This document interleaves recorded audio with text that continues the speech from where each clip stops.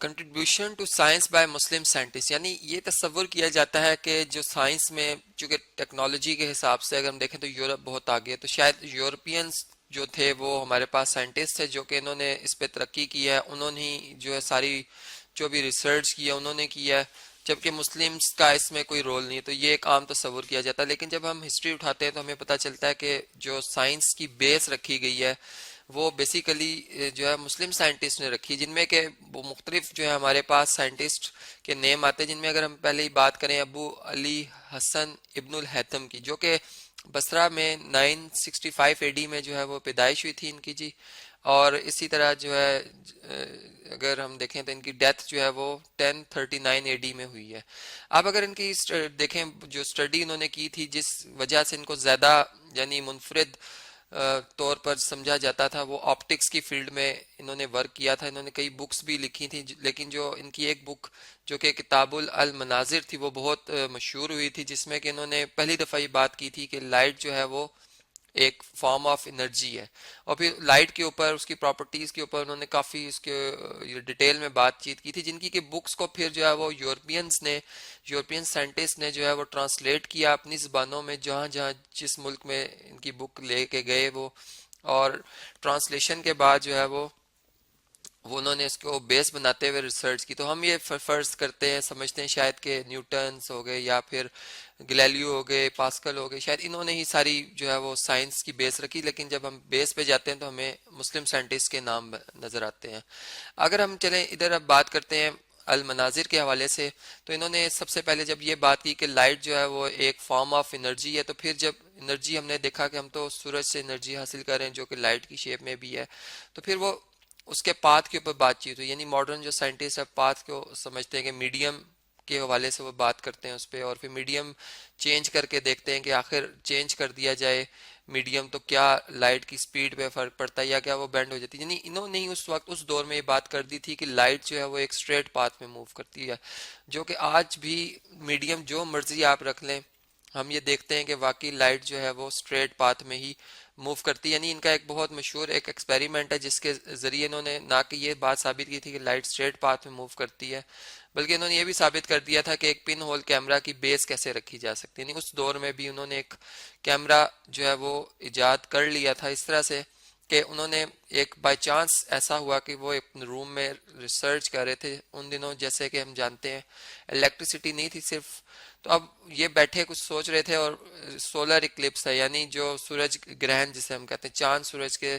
اور زمین کے درمیان آ گیا، تو اس سے کیا ہوا کہ جس روم میں بیٹھے ہوئے تھے اس میں ایک اسمال سا ایک ہول سا تھا۔ اب سورج کی روشنی جب چاند پہ پڑی، چاند سے ریفلیکٹ ہونے کے بعد جب ادھر آئی ان کے اس ہول سے انٹر ہوتی ہوئی گزری، تو انہوں نے اس دیوار کے سامنے چاند کا ایک عکس دیکھا جو کہ سورج کے اوپر بنا ہوا، تو ان سے انہوں نے اس چیز کو جب سوچا تو انہوں نے کہا کہ واقعی یعنی اس سے انہوں نے کئی باتیں اور بھی دریافت کی۔ انہوں نے یہ بھی کہا کہ جب کسی آبجیکٹ کو ہم دیکھتے ہیں تو ہمیں وہ آبجیکٹ تب نظر آتی جب پہلے لائٹ اس آبجیکٹ پہ پڑتی ہے اور اس سے ٹکرانے کے بعد، یعنی اگر لائٹ ہے اس پہ پڑے گی لائٹ اور اگر وہ ریفلیکٹ کرتی ہے ہماری آئیز پہ آئے گی تو ہمیں وہ آبجیکٹ نظر آئے گا، ادروائز وہ نہیں نظر آئے گا۔ تو دیکھیں آج بھی یہی بات ہے، اور اسی بیس پر اگر ہم سٹڈی کرتے ہیں تو ہمیں کئی باتیں پھر وہ پتہ چلتی ہے۔ پھر پن اور کیمرہ کی ایجاد دیکھ لیں کہ انہوں نے پھر کہا کہ انہوں نے جب اس کو اور ریسرچ کی تو ان کو یہ بات پتہ چلی کہ جو اگر چلیں ہم اس طرح سے بات کرتے ہیں کہ اگر لائٹ جو ہے ادھر ایک ٹری بنا لیتے ہیں، ٹری اس طرح سے بنا ہوا جی، اور اس کو اگر اس پہ سورج کی روشنی پڑ رہی ہے، یہاں سے سورج کی روشنی پڑتی ہے اور اس سے ریفلیکٹ کرتی ہے ٹکرانے کے بعد، اور یہاں پہ انہوں نے ایک ڈارک روم لیا، بلاک لیا، اس میں ایک بہت شارپ سا یعنی بہت معمولی سا سوراخ رکھا، باقی کہیں سے بھی لائٹ کے انٹر ہونے کی کوئی جگہ نہ بنائی، تو جب وہ لائٹ اس میں سے انٹر ہوئی تو وہ کراس میں یعنی یہاں سے گزرنے جو اوپر والی رے تھی، یعنی جو اس درخت کی ٹاپ کو شو کر رہی تھی وہ باٹم پہ آ گئی اس طرح سے الٹ، یعنی ہر ایک حصہ سے کنٹینیوسلی چونکہ ریز آ رہی تھی بہت سی ریز، تو اس کا جو امیج بنا وہ بالکل اس کا الٹ بن گیا یہاں پر، یعنی اس طرح سے ہوا کہ درخت کی جو نوک ہے وہ نیچے بنی اور اس طرح سے درخت کا تنا جو ہے وہ اوپر کی طرف بن گیا، تو وہ امیج اس طرح سے بن جاتا تھا، جس کو کہ پھر لینسز کی مدد پہ انہوں نے لینسز کی فیلڈ میں بھی بہت ورک کیا، تو اس کے اوپر پھر انہوں نے ریسرچ کی کہ کیسے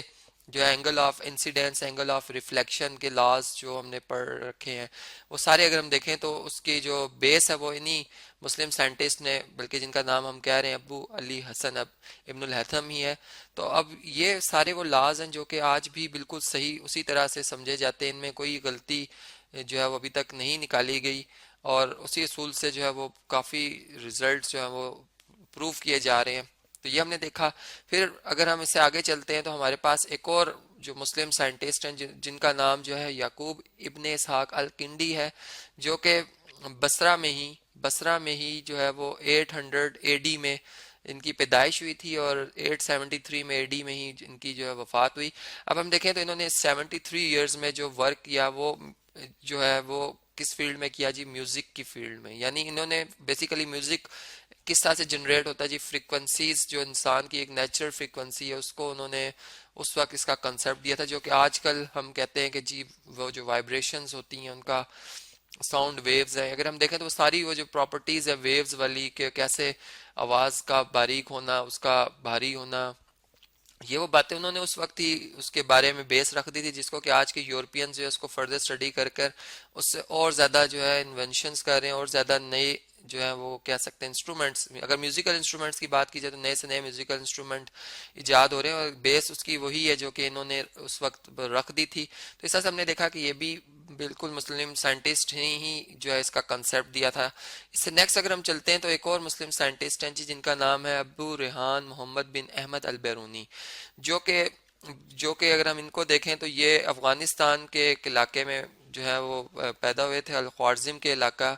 جو کہ ہم یہ کہہ سکتے ہیں کہ یہ 973 اے ڈی ان کا جو تاریخ پیدائش بنتا ہے. تو اب انہوں نے اس دور میں جب اپنا اس دو غزنوی کے اس دور میں، یعنی 1017 اے ڈی میں محمود غزنوی کے دور میں انہوں نے ایک ریسرچ لیبارٹری کا ڈیمانڈ کی تھی اس سے، اور اس نے ان کے جو یہ ورک کر رہے تھے ان کی کارکردگی کو جانتے ہوئے ایک اس کو لیبارٹری دی، اور انہوں نے اس لیبارٹری میں جو ہے وہ مختلف قسم کے ایکسپیریمنٹس کے تھرو، یعنی انہوں نے یہ بات ثابت کی. ان کی ایک بہت مشہور بک جو ہے اگر ہم دیکھیں تو قانون المسعودی جو ہے، جس میں کہ انہوں نے زمین کے موومنٹ کے بارے میں، اور جو ہم کہہ سکتے ہیں ادر پلینٹس ہیں ان کے بارے میں کہ کیسے وہ ہمارے ایک ہی سسٹم کے اندر ہیں یا نہیں، وہ انہوں نے اس دور میں اس کے اوپر بات کر دی تھی. سورج اور یعنی کہ زمین جو ہے وہ گول ہے، اس کا کنسیپٹ انہوں نے ہی دیا تھا. اس سے پہلے تصور کیا جاتا تھا کہ شاید زمین ایک فلیٹ سرفیس ہے، لیکن اب انہوں نے جیسے اس کا ایک کنسیپٹ دیا، پھر وہ کہ ارتھ جو ہے ہماری زمین جو ہے کیسے جو ہے وہ سورج کے گرد اپنا چکر کمپلیٹ کرتی ہے دائرے میں، اور چاند کیسے زمین کے گرد دائرے میں موو کر رہا، اور کیسے ہمیں ایک چاند جو ہے وہ بہت برائٹ کیوں نظر آتا ہے، اور پھر وہ آہستہ آہستہ جو ہے وہ کیوں مدھم ہوتے ہوتے یعنی بالکل ہمیں باریک سا جو ہے وہ کٹ نما ایک نظر، اور پھر کچھ ٹائم کے لیے تو بالکل نظر نہیں آ رہا ہوتا. تو یہ وہ ساری باتیں ان کی جو کنسیپٹ ہے انہوں نے دیے اسی اپنی اس بک میں، انہوں نے اس بارے میں بتایا. پھر اس کے بعد اگر ان کی اسی بک کے حوالے سے جو ان کی سب سے بڑی اچیومنٹ تھی، وہ انہوں نے لانگیٹیوڈ یعنی زمین کا جو طول، عرض، بلد اور جو قطر ہے ہم یہ کہہ سکتے ہیں، یعنی دو مختلف ڈائمنشنز اس طرح سے جیسے ڈائیمیٹر ہوتا ہے، اور اس طرح سے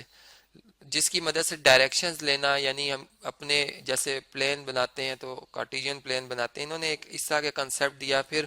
کہ لوکیشنز گرافیکلی لوکیٹ کرنا بڑا آسان ہو گیا، تو لیٹیچیوڈ جسے ہم کہتے ہیں لیٹیچیوڈ آف ارتھ کا کنسیپٹ دیا. پھر ڈائیمیٹر آف ارتھ بتایا کہ کتنا اس کے کلومیٹر میں یہ کتنی ویلیو ہوتی ہے،